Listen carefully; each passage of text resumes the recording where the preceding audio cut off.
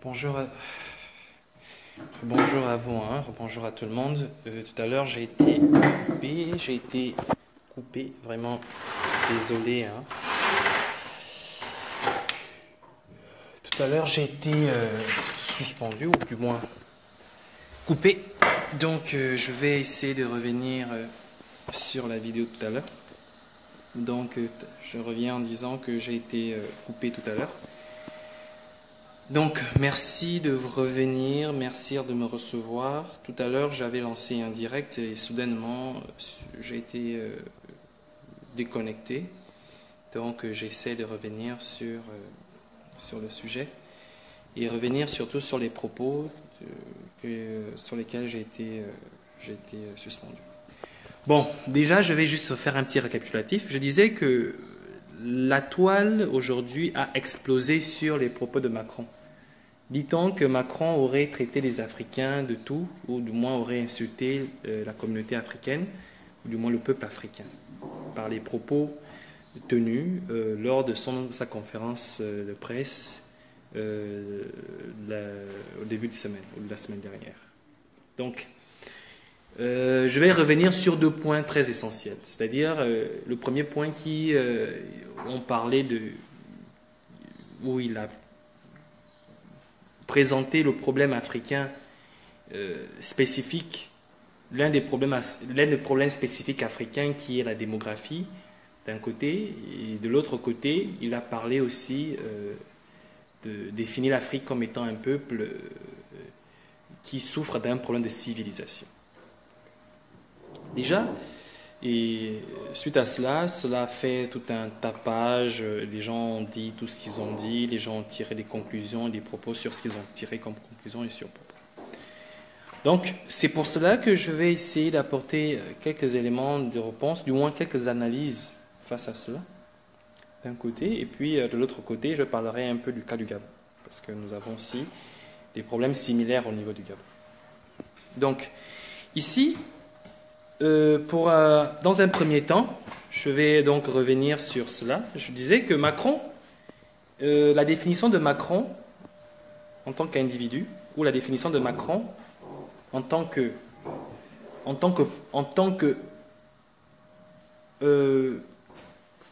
président de la République française, République membre de l'Union européenne, est d'abord c'est pas possible, dégage. Excusez-moi. Donc ici, Macron, c'est le fer de lance, ou encore peut-être considéré comme étant le fer de lance de la République française. Donc le fer de lance de la République française ici, c'est-à-dire Macron est le porte-parole des intérêts de la République française. La France étant membre de l'Union européenne, à travers Macron, il devient aussi le porte-parole et le fer de lance de l'Union européenne. Donc ça veut dire que dans cette qualification, Macron est là pour défendre les intérêts de la République française ou les intérêts de l'Union européenne. À ce titre-là, Macron ne portera jamais des propos qui viseront à mettre en tort ou à mal, ou à mettre à tort ou en mal ces deux entités qui sont la République française et l'Union européenne. Ensuite, une fois que nous avons compris cela, nous essayons de nous canaliser sur quel type de solution spécifique que la France ou que l'Union européenne peuvent proposer au peuple africain, parce que la France en tant qu'État et l'Union européenne en tant qu'organisation ont signé des accords avec des pays africains. Ce qui fait que sur certaines questions telles que des questions économiques, de développement ou d'économie et de développement, ces entités se doivent ou encore peuvent proposer des solutions des solutions spécifiques à des problèmes spécifiques. Mais n'empêche que une solution, ou du moins un mal, un facteur, est défini à travers un certain nombre de données. C'est-à-dire, on considère que la pauvreté en Afrique est certainement due à, selon Macron, est certainement due à la démographie grandissante, à le problème culturel, selon Nicolas Sarkozy, parce que la France n'aurait pas d'histoire, parce que l'Afrique n'aurait pas d'histoire, donc le manque d'histoire en Afrique. D'autres parleront de la déstabilisation des États, d'autres parleront du terrorisme. Ce sont les points qu'a cité Macron. Mais dans tous ces points-là, la France et l'Union européenne ne se déclarent pas comme étant responsables de ces facteurs. Ils se déclarent comme étant observateurs, ils ont fait un constat et par rapport à ce constat, un certain nombre de facteurs ont été définis et par rapport à ces facteurs, une solution spécifique pourrait être mise sur pied ou du moins pourrait être proposée. Une fois qu'on a compris ça, on accepte donc l'idée que toutes ces analyses ou du moins toutes ces données leur ont été fournies par des organisations européennes ou françaises qui sont à la disposition de l'Europe et de la France. Mais ce qui est assez paradoxal dans l'histoire, c'est que je vois des Africains se plaindre. Je vois des frères et des sœurs africains venir faire des vidéos, des directs pour se plaindre, traitant Macron de tous les noms, traitant l'Europe de tous les noms. Mon message ici, c'est le but de cette vidéo n'est pas de défendre Macron, mais le but de cette vidéo est de pouvoir éveiller les consciences des Africains. Quand je parle d'éveiller les consciences des Africains ici, je veux parler de la capacité d'analyse des propos politiques que peuvent avoir l'Occident, ou que peut avoir l'Europe, ou que peut avoir l'Asie, en faveur ou en défaveur de l'Afrique. Nous savons que dans le cycle de développement d'une région, de l'Europe par exemple, c'est essentiellement, depuis des siècles, a été essentiellement le commerce, donc la consommation. La consommation est un facteur, c'est l'un des plus gros facteurs de développement d'une région. Quand je parle de consommation, ici, c'est l'ouverture de marché. Ensuite, nous avons l'éducation, la formation. La formation est l'un des facteurs essentiels, voire même incontournables du développement. Ensuite, nous avons la culture. La culture, l'identité culturelle est l'un des facteurs essentiels dans le développement. Alors, je vais revenir sur ces trois facteurs. Donc, l'éducation, l'identité culturelle et la consommation, la capacité de consommer. Alors, il y a un facteur en économie où on parle de consommation et la création des biens. On ne peut pas créer des biens s'il n'y a pas de potentiel consommateur. Alors, si l'on peut créer des biens, c'est parce qu'il y a des potentiels consommateurs. Et la sûreté de voir ces biens, la certitude de voir ces biens achetés, consommés, serait d'avoir un marché vif, un marché présent, un marché déterminé. Les Français et l'Europe disent aujourd'hui que la démographie, selon eux, sauvage africaine est un problème pour l'Europe. Est un problème pour l'Europe dans la mesure où ils pensent que cette démographie, pour pouvoir s'en sortir, pour que les peuples puissent s'en sortir, la seule solution pour ces peuples serait de migrer en Europe. Alors que l'Europe rencontre aujourd'hui un certain nombre de problèmes et que cette démographie finira par être un gros problème pour les Européens. Ici, si on veut faire, je ne suis pas économiste, donc je ne vais pas me permettre de pouvoir rentrer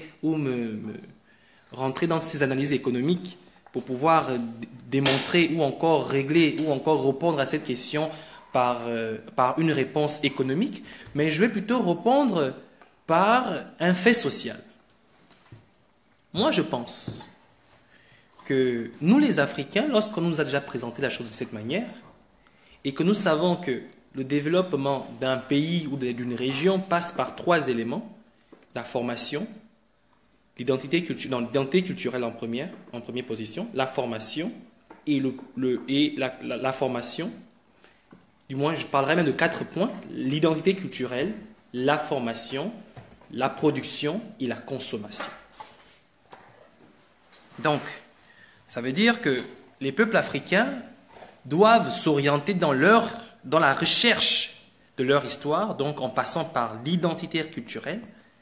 Ensuite, elles doivent passer par la capacité de pouvoir se former, donc la formation, la capacité de pouvoir produire, alors qu'elle a déjà un facteur acquis qui est la démographie, donc un marché spécifique, un marché présent, mais surtout très important, un marché très jeune, parce que la population africaine est très jeune. Maintenant, s'il faut faire une démonstration, ou du moins s'il faut analyser le problème ou les propos de Macron ou les propos de l'Europe en disant ce qui ne se dit pas par les politiques, salut Philippe, en disant ce qui ne se dit pas par les politiques, c'est qu'il faudrait que vous compreniez ceci. Macron, comme Marine Le Pen, comme certains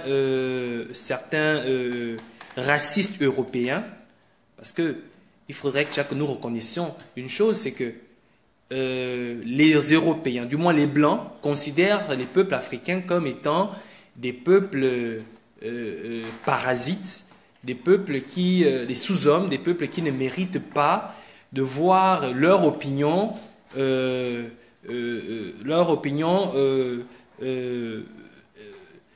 prendre le dessus sur la leur ou des leurs. Si nous partons de ce principe, vous comprendriez que même si Macron viendra vous dire que Marine Le Pen, elle est raciste, qu'elle n'aime pas les peuples africains ou les peuples, des peuples étrangers généralement,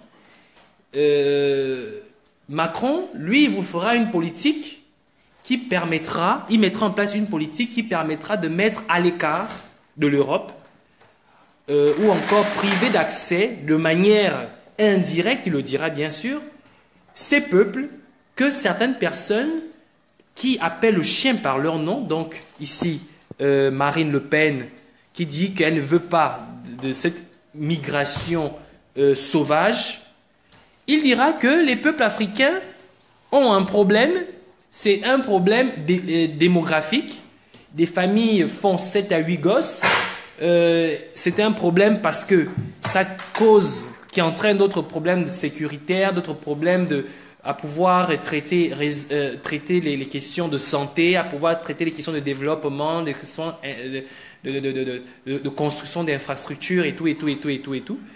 C'est tout simplement parce que Macron, lui, ne dira pas qu'il ne veut pas avoir des Africains, mais il vous dira plutôt que vous, les Africains, vous êtes trop nombreux. Et c'est la raison pour laquelle c'est difficile pour nous, les Européens, de pouvoir vous apporter une aide. C'est la façon la plus terre-à-terre que je puisse le dire. Mais si on vous a déjà fait comprendre que vous êtes trop nombreux, qu'on ne veut plus de vous en Europe, et que vous avez compris que les facteurs de développement d'un pays ou d'une région sont l'identité culturelle, la formation, la production et la consommation, pourquoi les Africains, au lieu de critiquer ce que dit Macron, pourquoi ne se servent-ils pas de ces éléments pour pouvoir se prendre en charge? J'ai écrit dans mon titre ici, c'est le titre de cette vidéo, disant que les pays africains qui, selon certains dirigeants africains, n'auraient pas acquis de manière totale leurs indépendances, mais plutôt de manière partielle. Mais cette situation sied bien aux dirigeants de ces pays africains parce que ces dirigeants ont peur de la responsabilité que cela peut entraîner, ou du moins que cela peut impliquer. Vous imaginez un pays ou une nation totalement indépendante, ça veut dire que si elle réussit économiquement ou si elle réussit culturellement, elle réussit économiquement, culturellement, socialement, c'est parce qu'elle aurait mis en place des politiques, des outils politiques à pouvoir amener ou entraîner cette réussite économique, cette réussite culturelle et cette réussite industrielle. Donc, ces pays africains, lorsque, je vais prendre ici le cas de Gbagbo par exemple et le cas de Kadhafi, pour revenir d'abord sur la question du franc CFA,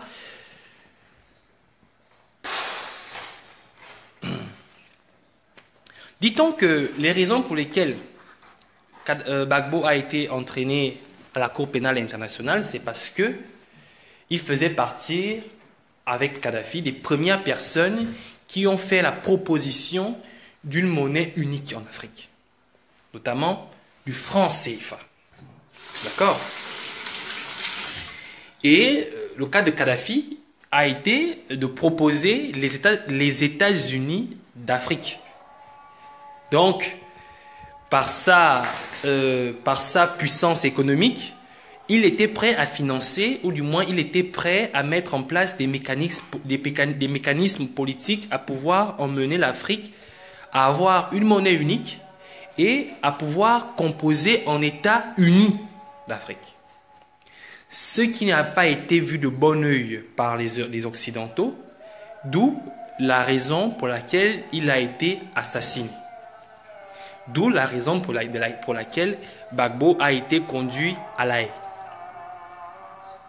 Mais toutes ces raisons-là, ce n'est qu'après la mort de Kadhafi, ce n'est qu'après l'emprisonnement de Gbagbo que cela a été rendu possible, du moins public.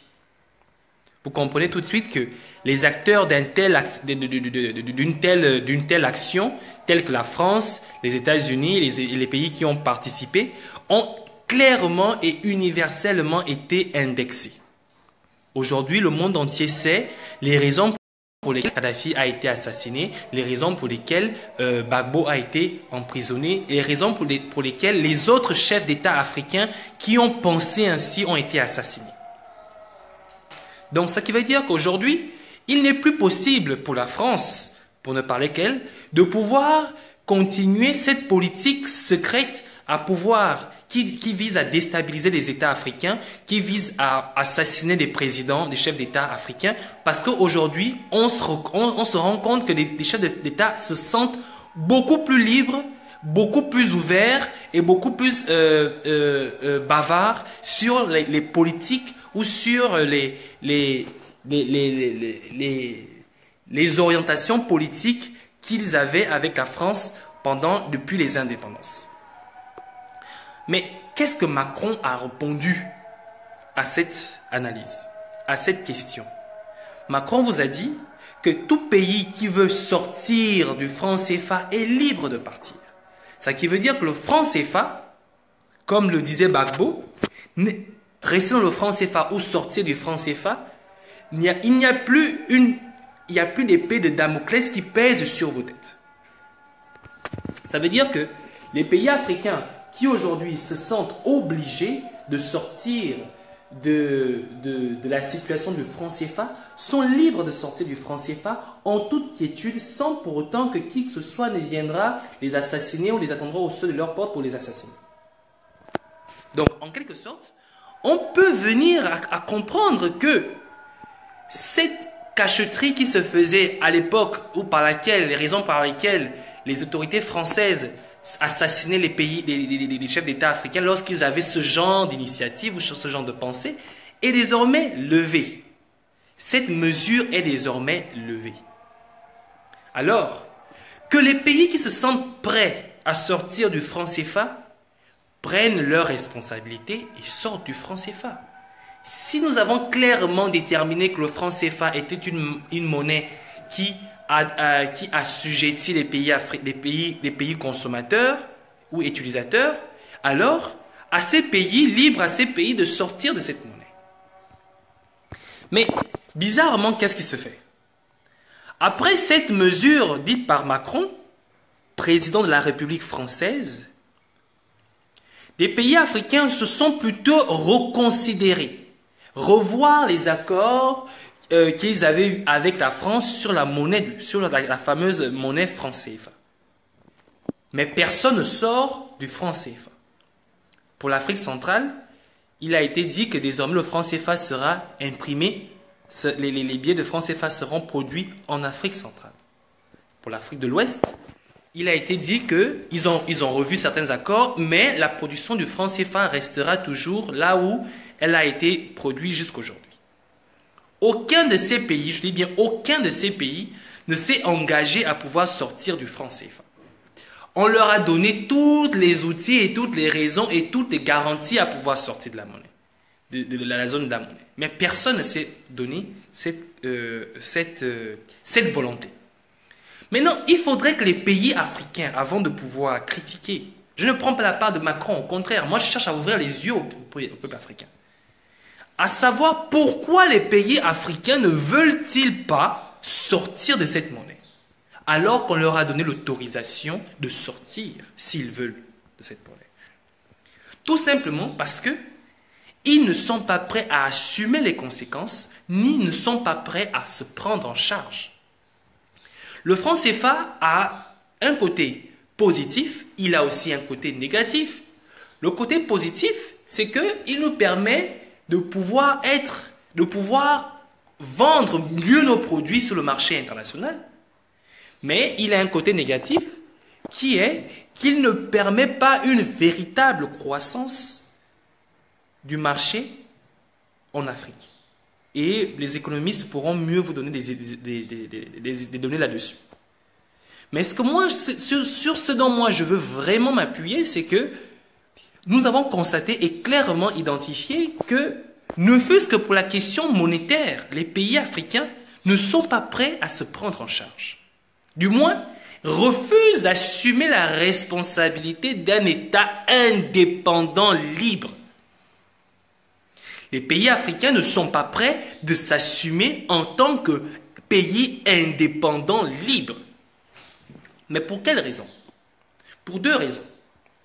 Selon moi, la première raison est que les dirigeants africains, par l'entremise des aides, les aides acquises au cours des accords traités avec la France, où on leur accordait une pseudo-semi-indépendance, ne sont pas, se plaisent de cette situation parce que le FMI fait des dons en Afrique. Les dons de développement en Afrique sont automatiquement, politiquement récupérés par les États africains, par les dirigeants de ces États africains, alors que ce sont des dons offerts par le FMI, les dons offerts par l'Union européenne, les dons offerts par des organisations internationales. Mais quand la réalisation est faite au niveau des pays, au niveau des États, les chefs d'État africains, généralement de ces pays, se revendiquent tous les honneurs et tous les droits de réalisation.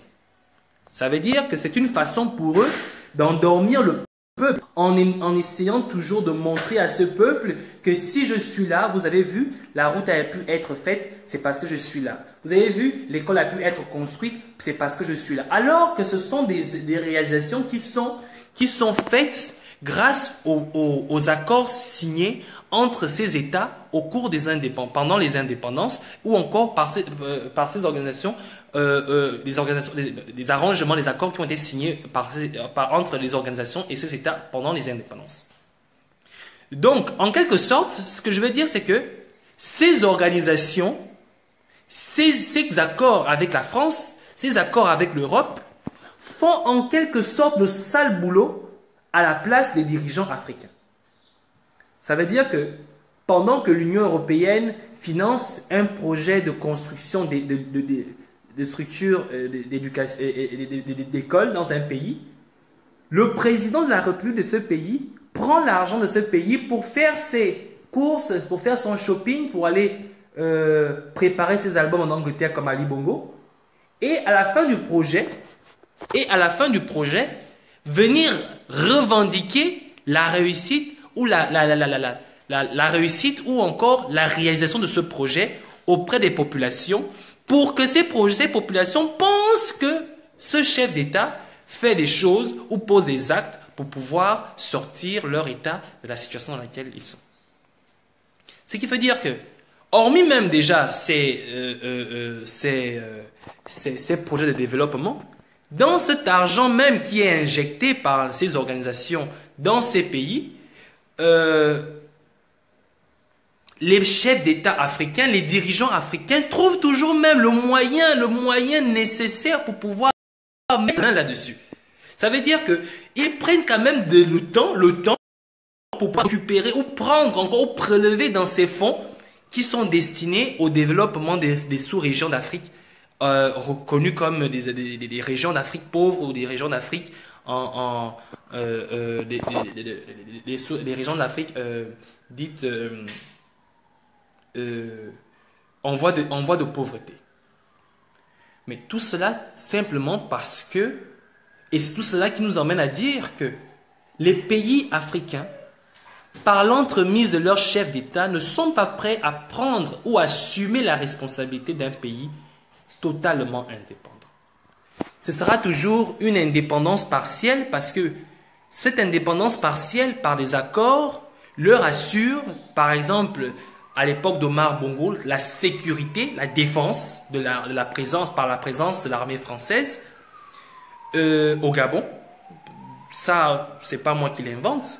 Omar Bongo s'est appuyé par cet accord pour assurer sa défense au niveau du Gabon par un quelconque coup d'État ou insurrection qui pouvait avoir lieu. Et sur d'autres points, sur d'autres accords économiques, financiers qui ont été signés avec l'État français, l'Union européenne au cours des indépendances.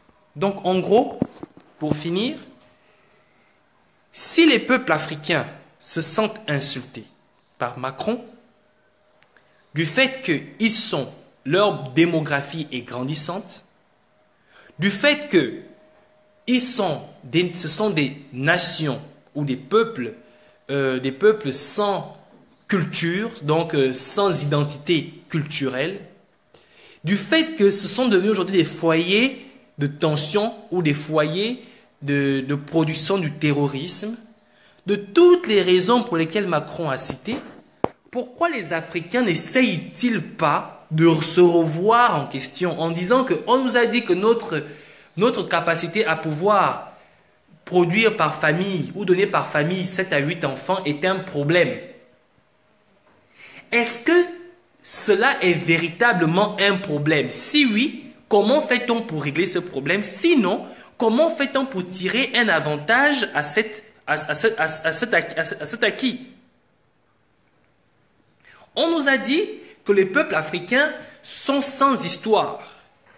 Est-ce que le fait d'être sans histoire est un problème qui peut causer le sous-développement de l'Afrique?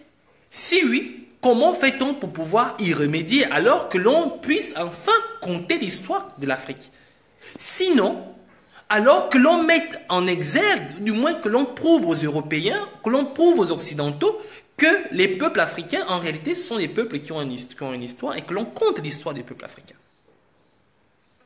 Et ensuite, si l'éducation est un problème en Afrique, comment fait-on pour pouvoir pallier à ce problème?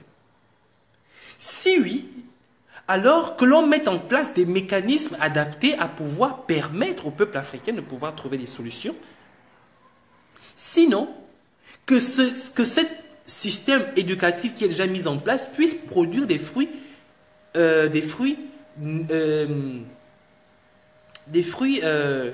qui pourraient avantager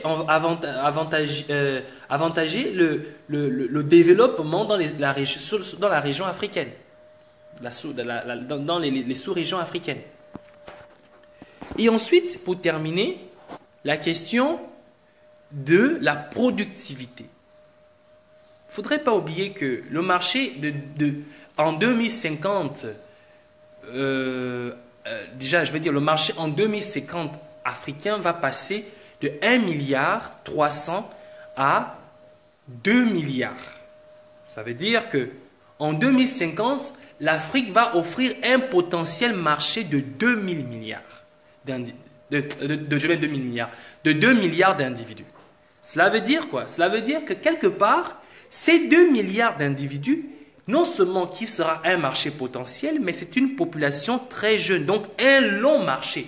Un marché qui pourra durer pendant une assez grande période.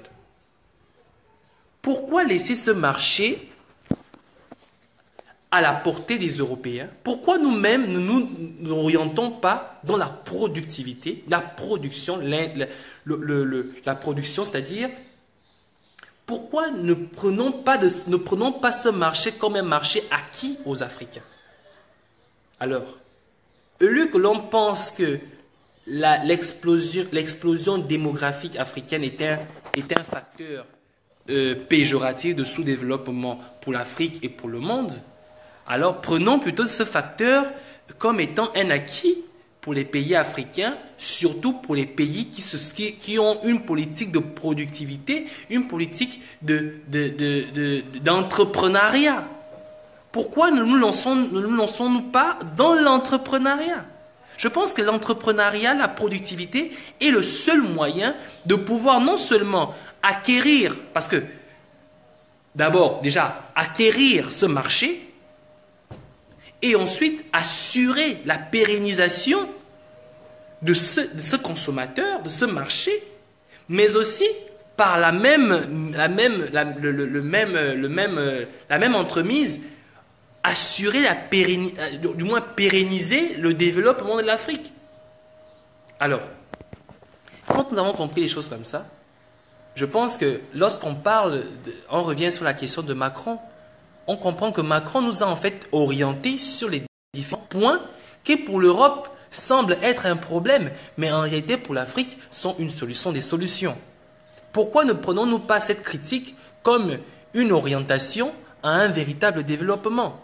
Pourquoi ne prenons-nous pas cette population grandissante, cette démographie explosive comme étant un acquis? Pourquoi ne prenons-nous pas ce problème culturel ou ce manque d'identité culturelle comme étant une raison pour pouvoir reconsidérer quelle est ou encore valoriser notre identité culturelle? Pourquoi ne faisons pas de ces critiques européennes, occidentales, un acquis africain pour pouvoir développer l'Afrique? C'est ça l'interrogation.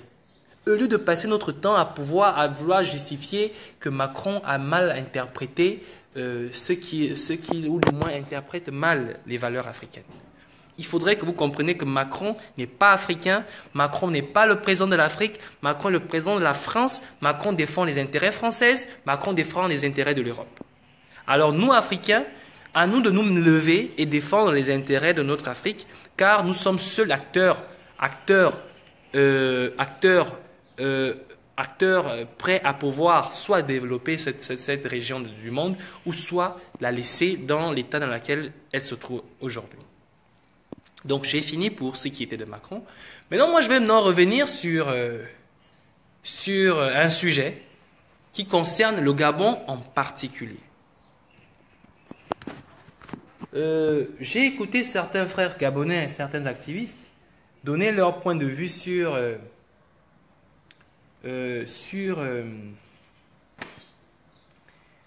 la situation politique actuelle, notamment la venue de Jean Ping en France, ou du moins la tournée de Jean Ping en Europe, disant certains disent que c'est une fois de plus une manière pour Jean Ping de démontrer, ou du moins c'est une fois de plus une preuve que la politique qu'a menée Jean Ping depuis le 31 août dernier est une politique qui le conduit vers l'échec et qui conduit le peuple gabonais, la lutte, la résistance vers l'échec.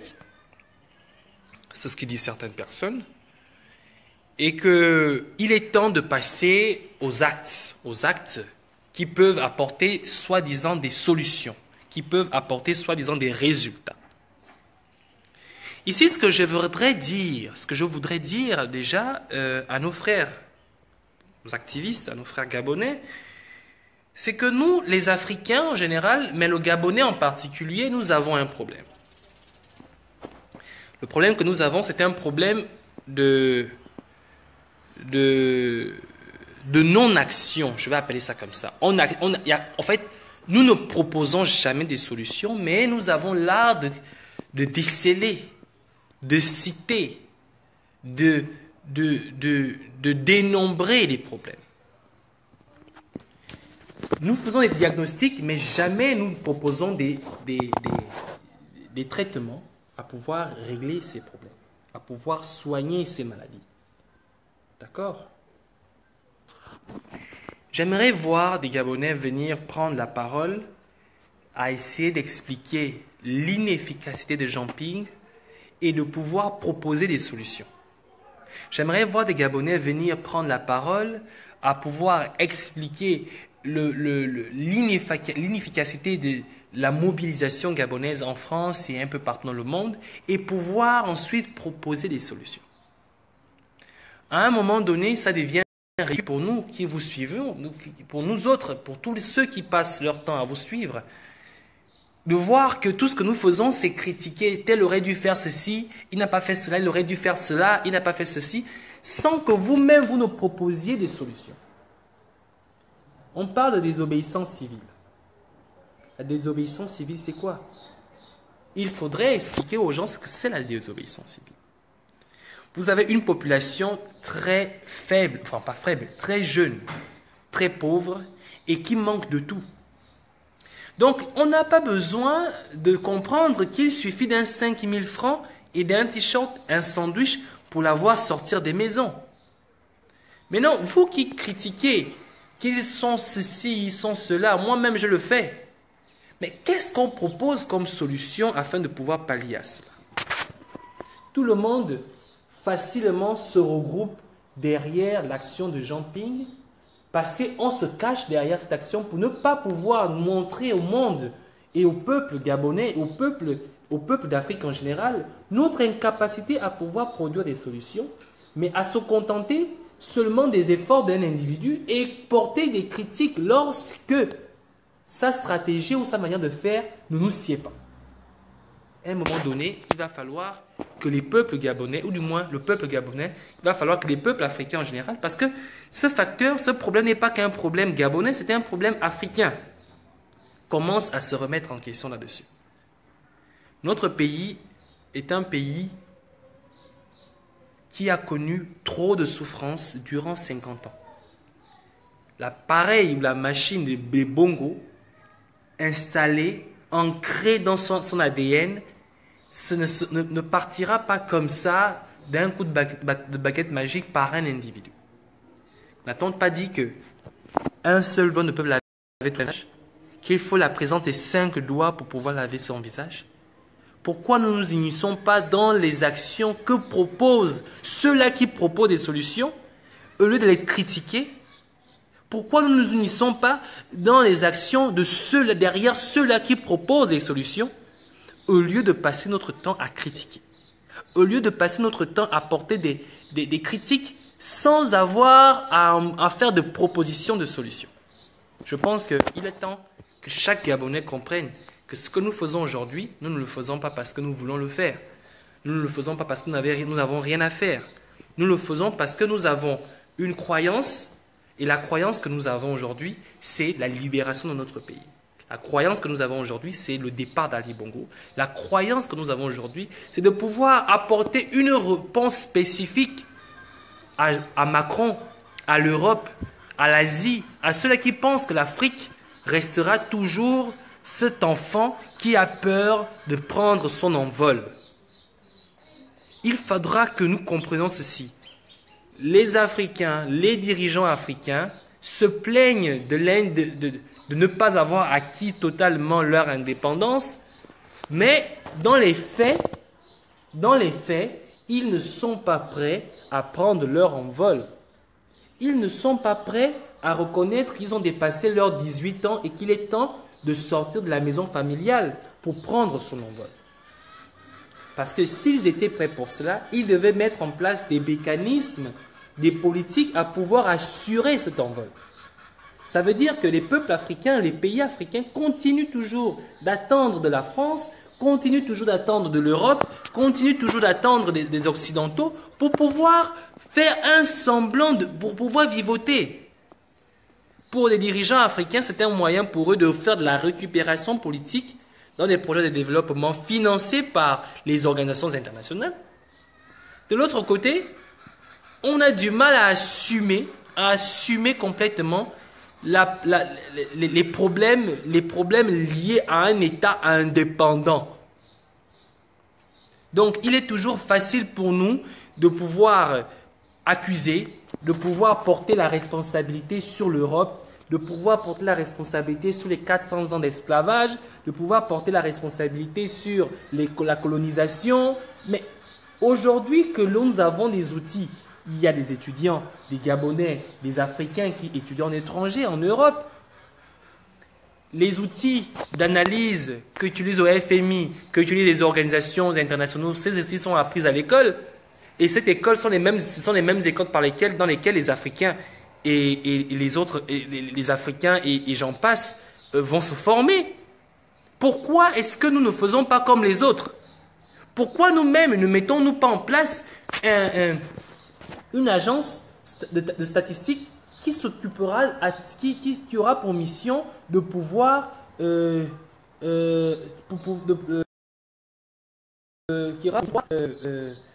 comment dire ça, cibler ou analyser les différents problèmes africains et pouvoir apporter des solutions spécifiques à ces problèmes. Pourquoi vous vous trompez, vous plaignez lorsque les rapports de l'Union européenne tombent, les rapports de l'UFMI tombent, les rapports de l'Organisation mondiale de la santé tombent? Mais pourquoi? Pourquoi vous ne vous reconnaissez pas lorsqu'on tire des conclusions des problèmes africains à travers ces rapports? Pourquoi vous-même vous ne le faites pas? Vous vous plaignez de la CPI. Vous deviez sortir de la CPI. Vous deviez être unis face à la CPI. Mais vous avez signé des accords pour pouvoir faire partie de la CPI. Si la CPI ne vous siège plus, sortez révisez ces accords. Mettez en place un tribunal africain qui permettra de juger des chefs d'État africains. Mais qu'est-ce qui vous empêche de le faire? C'est tout à fait normal parce que vous ne pouvez pas créer une organisation sous-régionale qui est censée être indépendante et la laisser entièrement sous la finance, sous la tutelle financière européenne. Ça veut dire que cette organisation est en fait sous le joug de l'Union européenne. Si l'Union européenne est d'accord avec un point, alors tout le monde est d'accord avec le point. Si l'Union européenne n'est pas d'accord avec ce point, tout le monde n'est pas d'accord parce que c'est l'Union européenne c'est la seule personne qui apporte l'aide financière à cette organisation pour qu'elle fonctionne. Si vous voulez vous-même, les Africains, être indépendants sur les décisions de votre continent, à vous de prendre votre indépendance, à vous de prendre votre envol. Je vais à dire un peu sur les propos de Macron, mais surtout sur la crainte des peuples africains qui, soi-disant, ont eu de manière partielle leur indépendance et qui, en réalité, ont peur de pouvoir l'avoir de manière totale car ils ne sont pas prêts à pouvoir assumer les responsabilités qui impliquent un pays indépendant. Encore merci de m'avoir suivi et je vous souhaite de passer une excellente journée. De grâce, si vous pouvez partager la vidéo, ce serait une très bonne chose. Désolé d'avoir été aussi long. Merci, ciao, à bientôt.